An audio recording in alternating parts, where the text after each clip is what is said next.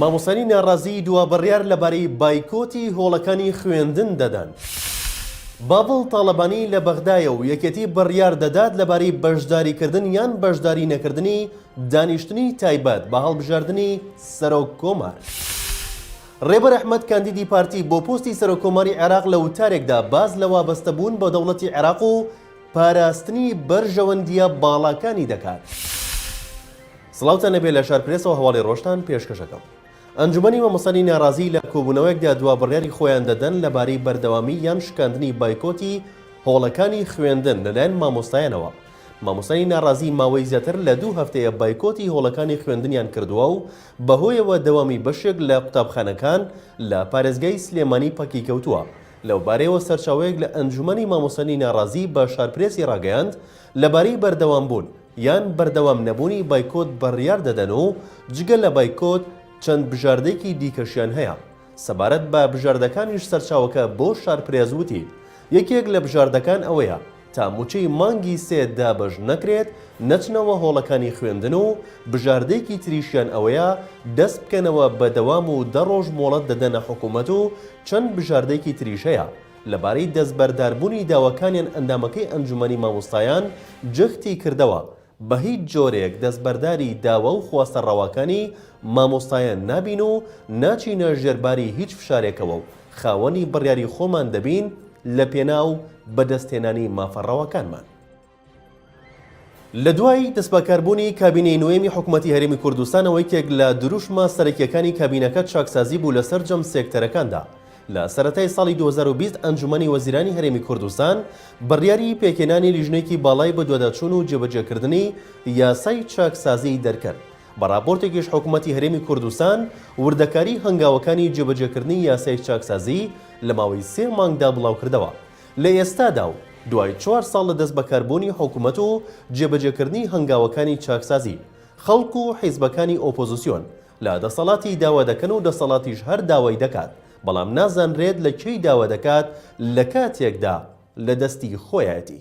چاکسازی ئەو شەیەی کە حیزب و حکوومەت دەسەڵات و ئۆپۆزیسیۆن سەرکردە و بنکردە نەماوە باسی نەکردبێت. خەڵک و حیزبەکانی ئۆپۆزیسیۆن لە دەسەڵاتی داوا دەکەن و دەسەڵاتیش هەر داوای دەکات، بەڵام نازاندرێت لە کەی داوا دەکات لە کاتێکدا لە دەستی خۆیدایە. لە دوای دەست بەکاربوونی کابینەی نوێمی حکوومەتی هەرێمی کوردستان یەکێک لە دروشمە سەرەکیەکانی کابینەکە چاکسازی بوو لەسەر جەم سێکتەرەکاندا، ئەوەش لەسەر زاری سەرۆکی کابینەکە و زۆرینەی هەرە زۆری وەزیرەکاندا بەردەوام دەوترایەوە بە جۆرێک دیدار و بەرنامە و کۆنگرەی ڕۆژنامەنووسی نەماوە باسی چاکسازی تێدا نەکرێت. لەلایەک سەرۆکی حکوومەت و لەلایەکی ترەوە وەزیرەکان و لە بەرامبەریشدا حیزبەکانی ئۆپۆزیسیۆن هەر باسی دەکەن و هاوڵاتیانیش هەر چاوەڕێن ئاخۆ کەی و چۆن ئەو چاکسازیە دەکرێت و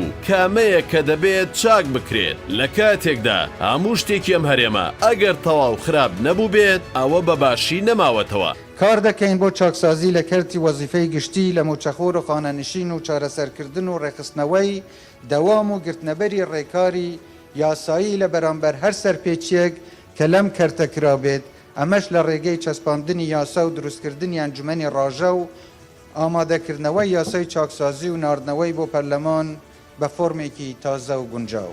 ئێستا کە لە هەرێمی کوردستان قەیرانی دارایی و گرانی شتومەک تەنگی بە هاوڵاتیان هەڵچنیوە و مامەڵەی هێزە سیاسیەکان لەگەڵ یەکتردا خراپە، کەواتە کەی ئەم چاکسازیە دەست پێ دەکات و کێ خەمی دەخوات؟ ئەوە تا سەرۆکی هەرێم لە دانیشتنێکیدا لەگەڵ ژمارەیەک لە کەسایەتی باسی لەوە کردووە ئەوەندە لەگەڵ خەڵک خراپبوون ڕەنگە بەردبارانیان بکەن. بەرپرسێکی تر دەڵێت 100 کەس نادۆزینەوە بەرگریمان لێ بکات. جێگری سەرۆکی هەرێم بە ئاشکرا باز لەوە دەکات ئەوەی بەعز نەیکرد پارتی و یەکێتی بە خەڵکیان کرد. وڵاتمان کاول کرد، ئەوەی باشیش پێی نەکردین، ئەوەی داگیرکەرانی کوردستانیش پێی نەکردین، ئێمە بە میلەتەکەی خۆمانمان کرد. ئەتوانم بڵێم گەورەترین هێزی خۆمان لە شەڕی ناوخوا لە ناو برد. جگە لە خزمەتی داگیرکەرانی کوردستان هیچ دەستکەوتێکی ترمان نەبوو. واتە بەرپرسان و دەسەڵاتدارانی هەرێم بەردەوام لە پاڵ گرنگی چاکسازیدا ئاماژە بەو مەترسیانەش دەکەن کە لەسەر خۆیان و هەرێمی کوردستان و تەواوی خەڵکەکەشی هەیە بەڵام ئەوەی سەیرە ئەوەیە کە هیچ کەس و لایەنێک بەڕاستی و بەکردداری دەستکاری ئەو هەموو کێشە و گرفت و کەم و کوڕیانە ناکات کە زۆر ئاشکرا و ڕوون دەردەکەون. بەشی زۆری خەڵکی هەرێمی کوردستان نزیکە لە نائومێدی و پێی وایە هیچ کام لەم حیزبانەی ئێستا بە ئۆپۆزیسیۆنیشەوە توانای ئەوەیان تێدا نەماوە لەم قۆناغەدا چاکسازی بنەڕەتی و کاریگەر بکەن و قۆناغەکە تێپەڕێنن. ڕەخنەی ئەوەش لە حیزبەکانی ئۆپۆزیسیۆن دەگرن کە تاوەکو ئێستا چوارچێوەی وتار و دروشمی قەبەیان تێنەپەڕاندووە و هیچ هێزێک ئامادە نییە بەکردداری لەگەڵ هاوڵاتیان و خەمەکانیاندا بێتە سەرشەقام و کار بۆ چاکردنی دۆخەکە بکات. ئێستا کە هەرێمی کوردستان بەم قۆناغە مەترسیدارەدا تێدەپەڕێت دیار نییە کێ و کامەلایەن دەتوانێت چارەسەرێکی دوورمەودا و بنەڕەتی بۆ کێشەکان پێبێت. لەلایەک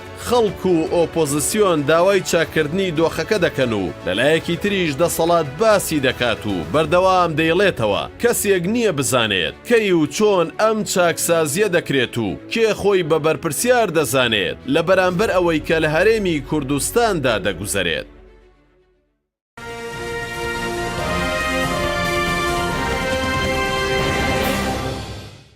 بابڵ تاڵەبانی هاوسەرۆکی یەکێتی گەیشتە شاری بەغدا و فراکسیۆنی یەکێتی نیشتیمانی کوردستانیش بڕیار لە بەشداریکردن یان بایکۆتکردنی کۆبوونەوەی ڕۆژی شەمەی پەرلەمانی عێراق دەدات.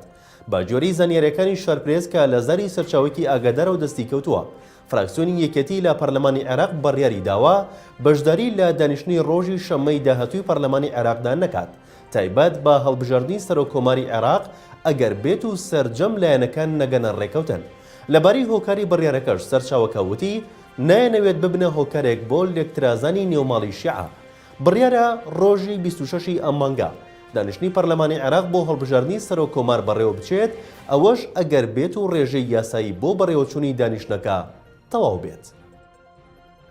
ڕێبەر ئەحمەد کاندیدی هاوپەیمانی ڕزگاری نیشتیمانی نێوان پارتی و سەدر و بەشێک لە سوننەکان وتارێکی لە ژمارەی ئەمڕۆی ڕۆژنامەی شەرق ئەوسەد بڵاو کردوێتەوە و دەڵێت ئێمە لە زەمانی عێراقێکی نوێداین و دەنگی گەلەکەمان بیست کە سیستمێکی دەوێت لە ئاستی عێراق و مەزنی مێژووی گەلان و کەلتورەکەی دابێت لە ساتی تاقیکردنەوەیکی مەزنداین بۆ ئەو سەرکردانی خاکەکەیان خۆش دەوێت مەرجی قۆناغەکە بریتیە وەلا بۆ دەوڵەت و پاراستنی بەرژەوەندیەکانی. باسی لەوەش کردووە پێویستە سەرۆکۆمار ئەو ڕۆڵە ڕاستەقینەیە ببینێت کە دەستور بۆی دیاری کردووە بۆ پاراستنی دەوڵەت و دامەزراوەکانی لە هەر هەڕەشەیەک. لەلایەکی دیکەوە دادگای باڵای فیدراڵی عێراق ئەو سکاڵای لەسەر ڕێبەر ئەحمەد کاندیدی پارتی و هاوپەیمانی ڕزگارکردنی نیشتیمانی بۆ پۆستی سەرۆکۆمار لەسەری تۆمار کرا بۆ ڕەتکردەوە. پێشتر ئالیا نووسێف ئەندامی ئەنجومەنی نوێنەران لە فراکسیۆنی دەوڵەتی یاسا داوایەکی لەسەر پارتی دیموکراتی کوردستان تۆمار کرده بوو بە تۆمەتی ئەوەی پارتی حیزبێکی جوداخوازە و نابێت هیچ کاندیدێکی پۆستی حکوومەتی فیدراڵی وەربگرێت بەڵام ئەمڕۆ داواکەی لەلایەن دادگای فیدراڵیەوە ڕەتکرایەوە. پارتی دیموکراتی کوردستان سوپاسەلاری هێزی پێشمەرگە دەگۆڕێت و سەرچاوێکی وەزارەتی پێشمەرگەش ڕای دەگەێنێت دوای پشوەکان ئەو کەسەی بارزانی دەستنیشانی کردووە دەست بەکار دەبێت. سەرچاوێکی باڵای وەزارەتی پێشمەرگە بە شارپرێسی ڕاگەیاند بە فەرمانی مەسعود بارزانی سەرۆکی پارتی دیموکراتی کوردستان لیوا ڕوکن عیسا عوزێر دۆڵەمەڕی لە شوێنی فەریق جەمال ئیمنیکی وەک سوپاسەلاری پێشمەرگە دیاری کراوە. سەرچاوەکە ئەوەشی ڕوون کردەوە لە مانگی دەی ساڵی ڕابردوو عیسا عوزێری پلەکەی لە عەمیدەوە بەرزکراوەتەوە بۆ لیوا و لە دوای کۆتایی هاتنی پشوەکانی نۆرۆزیش ئەو ئاڵوگۆڕە سەربازیە لەو پۆستە باڵایی هێزەکانی پێشمەرگە بەڕێوە دەچێت. بە جۆری زانیاریەکانی شارپرێس عیسا عوزێری ڕاوێژکاری تایبەتی سەربازی مەسعود بارزانی سەرۆکی پارتی دیموکراتی کوردستانە دەبوو لە گۆڕانکاریەکانی ساڵی ڕابردووی پارتی لە پشکەکانی خۆی لە وەزارەتی پێشمەرگە ئەو پۆستەش گۆڕانکاری تێدا بکرایە. لە شارپرێسەوە هەواڵی ڕۆژتان پێشکەش کرا شاد و بەختەوەربن.